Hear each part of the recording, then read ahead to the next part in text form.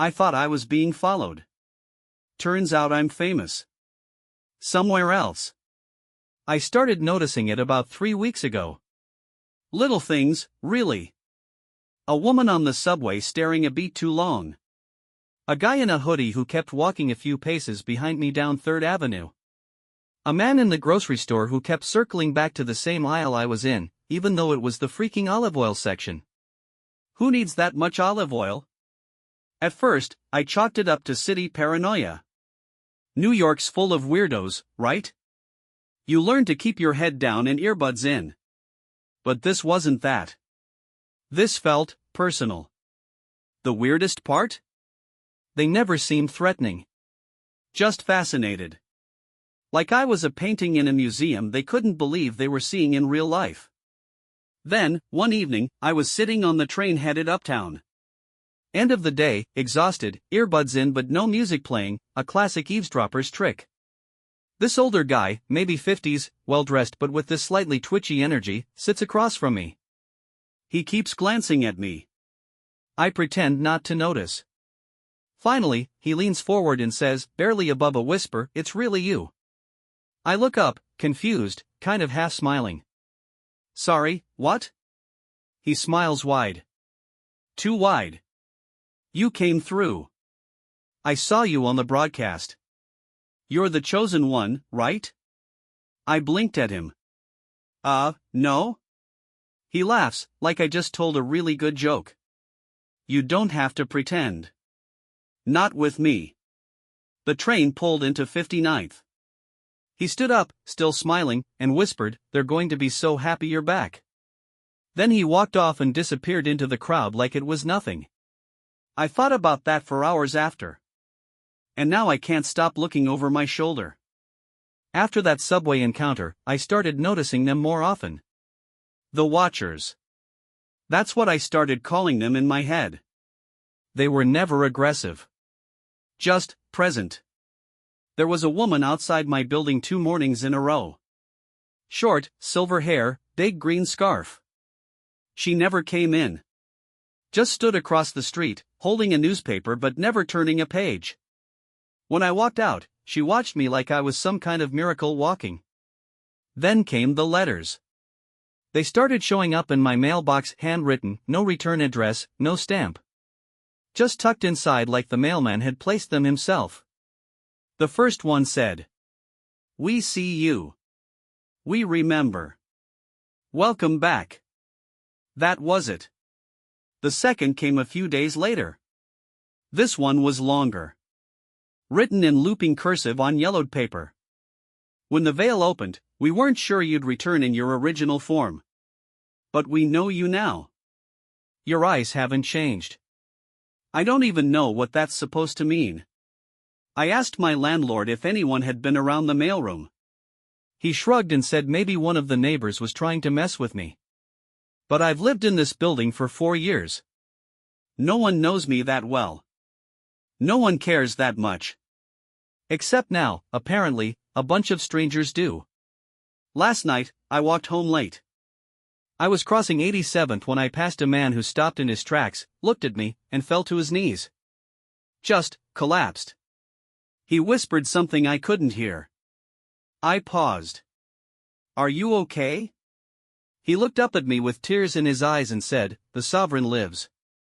I didn't sleep after that. Every time I closed my eyes, I saw faces in the dark, watching, waiting, smiling like they knew something I didn't. I think I need to figure out who or what they think I am. I thought maybe it would fade. Like maybe this was a bizarre week and things would settle, the city would go back to being its usual brand of weird. But no. Instead, things escalated. I came home 2 nights ago and found something wedged under my door. Not a letter this time. A sketchbook. Old, leather-bound, cracked along the spine. No name on the front. Inside were drawings, dozens of them. All of me. I'm not kidding. Pages and pages of pencil sketches. Some looked quick and rough, like someone was trying to catch me mid-step. Others were hauntingly detailed. One was just my face, looking straight forward, with a crown made of stars on my head. Underneath it, in small capital letters, the returned. There were symbols, 2 circles within triangles, something that looked like a sun with too many rays, and an hourglass tipped sideways. On one page, the sketch of me had no eyes. The caption below said, "Before the remembering." I dropped it on the kitchen table and just stared at it for like 20 minutes. Then I texted my friend Jordan, the only one I thought might not immediately send me to therapy. He came over. Flipped through the pages in total silence. Finally he looked at me and said, "Dude. This is intense. Did you pose for these?" I told him no, obviously. That I hadn't even seen this thing before tonight. Then he flipped to a page near the back and I swear to God, he froze and turned pale. "What?" I asked. He held it up. It was him. Drawn perfectly. Sitting next to me on my living room couch. Wearing the exact hoodie he had on. Holding the sketchbook. We both just stared at it. That page hadn't been there a second ago. He left about 10 minutes later and hasn't answered my text since. I didn't sleep that night. It wasn't just the sketchbook, though yeah, having a drawing appear in real time of your friend holding the very book it's drawn in kind of nukes your ability to relax. But it was more than that. There was this pressure in the air. A feeling like the apartment wasn't empty anymore. I tried to stay distracted. TV, music, anything. At around 3 a.m., I got up to pour a drink and noticed the sketchbook had moved. It was now on the floor, open to a brand new page. I know it wasn't there when I went to the kitchen. The new drawing? Me again. But this time, I was asleep in bed. The room around me looked exactly like mine. Same lamps. Same bent curtain rod. But outside the window was something. A tall, thin shape with fingers too long, pressing its hand to the glass. Below it was a single sentence. "They're almost through." I slammed it shut, shoved it in a drawer, and went to bed with the lights on. Not that I really slept. The next morning, I found another envelope. This one stuck to my door like it had been glued there. When I opened it, a small slip of paper fluttered out. "Remember the city of glass. You were our light." That was all it said. Later that day, on my way to the bodega, I passed a man on a park bench who raised his fingers to his forehead, 3 fingers, pointed straight up, and bowed his head when I made eye contact. Like it was some kind of salute. When I asked the cashier at the store if he'd seen the guy before, he just muttered, "They're everywhere now," and refused to look me in the eye. I'm not paranoid. I know I'm not crazy. Something is happening. And the worst part? I think I'd been part of it before. It happened in a pharmacy, of all places. I'd gone in just to buy toothpaste and some melatonin because, shocker, I still wasn't sleeping and I noticed her as soon as I walked in.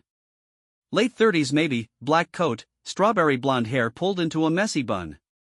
She was holding a basket but not picking anything up. Just following. Aisle to aisle. Pretending to browse. At first I tried to ignore it, but when I looped the store twice and she stayed 20 feet behind me the whole time, something in me snapped.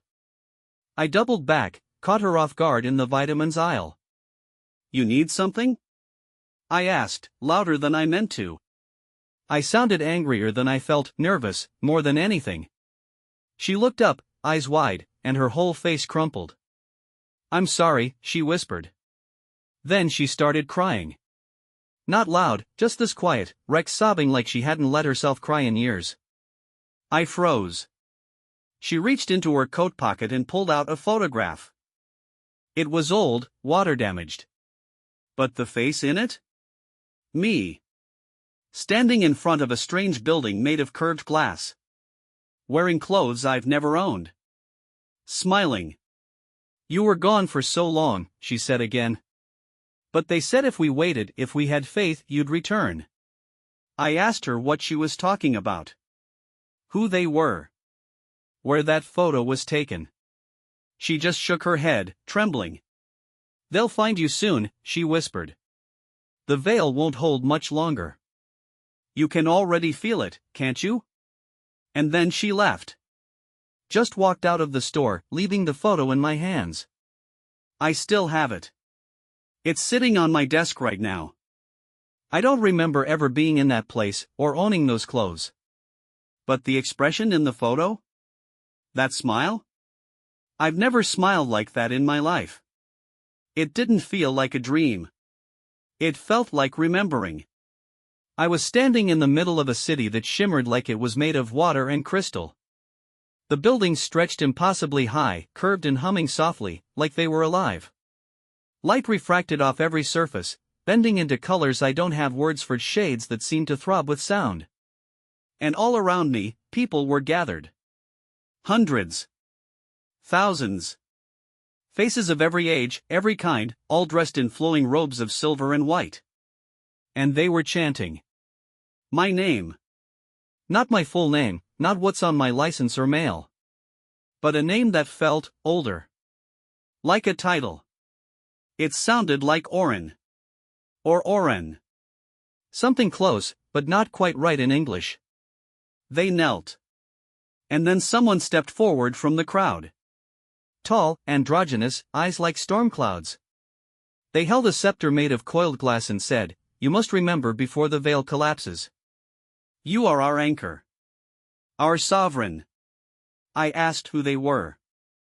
I tried to say, "What is this?" but my voice barely came out. Then the sky shattered, literally broke apart like a mirror dropped from a height. Light poured in from every crack, and the ground beneath me turned to mist. I fell. And then I woke up in bed. Sweating. Heart pounding. I sat up and instinctively wiped my hands on the blanket. That's when I noticed the dust. Fine, sparkling specks clinging to my fingertips and palms.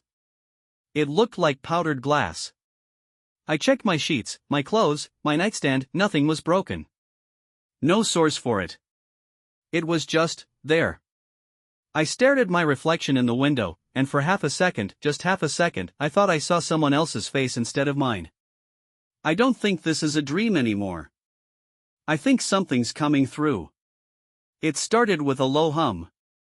2 nights after the dream, after the glass dust, I was lying in bed, dead tired but still wide awake, scrolling through subreddits I wasn't really reading. That's when I heard it. This sound. Barely audible, like a low chant carried by wind.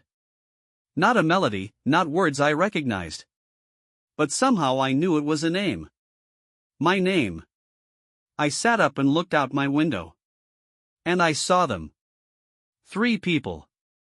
Standing across the street from my building, all facing it. 2 had candles. One held what looked like a book, arms raised to the sky. They were murmuring in sync, and even from 6 floors up, I could feel it vibrating in my bones. I ran downstairs, barefoot and furious, adrenaline in my throat. By the time I got outside, they were gone. No trace, just a faint burnt smell, like warm wax and dust. But it hasn't stopped. Since then, I've seen more of them. In corners of subway cars. At the end of grocery store aisles. In line behind me at coffee shops. Always quiet. Always watching. Sometimes one will press a finger to their lips and smile, like they know I'm trying to pretend this isn't real. This morning, I found something taped to my front door.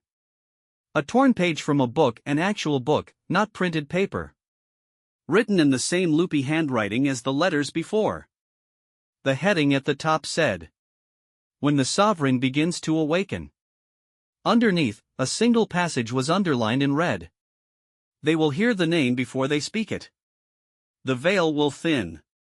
The old city will stir beneath the new one. And the once was shall become the yet to be. I don't know what that means.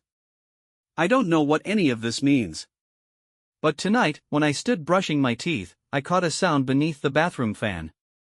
A whisper. From inside the mirror. It said, "We're ready when you are, Oren." Last night, everything changed. I had just gotten home from work, yeah, I'm still trying to pretend at a normal life, punching in, nodding through meetings, eating sad desk lunches while wondering if the guy in the copy room is one of them. I don't even know what them means anymore. Anyway, I was exhausted. Threw my keys in the bowl, ignored the flickering hallway light, it always flickers now, and went straight to my bedroom. That's when I saw the note. Folded perfectly, tucked beneath the edge of my pillow. Cream paper. Same looping handwriting. The veil is thinning. We'll bring you home soon, Sovereign. Prepare the door. What door? I didn't sleep. I sat on the couch all night, lights on, staring at my hallway. At 3:33 a.m., I felt it again, that hum. That not sound that creeps into your teeth. Like 1,000 voices breathing just behind the drywall. The hum led me to my closet. I don't know why. It's just an IKEA sliding door setup with a busted bottom rail and 2 winter coats I never wear. But the air was wrong. Heavy. Sharp. Like walking into static. I opened the closet, and behind my coats, something was there. A door. A real one. Not in the wall, through it. Just standing there. Freestanding. Glossy black wood, carved with those symbols from the sketchbook, the sun with too many rays, the sideways hourglass. No hinges. No knob. Just there. Then I heard them again. The voices. Louder now. Thousands. We remember. We await. We return through you. I don't remember what happened next. I must have passed out, because I woke up on the floor with sunlight streaming through the window, and the door was gone. Just coats again. A pile of glass dust around me. But something's still different. I look in mirrors now and sometimes. I don't move when I should. I blink out of sync. Once, for just a second, my reflection smiled before I did. They said they'd bring me home. I think they already have.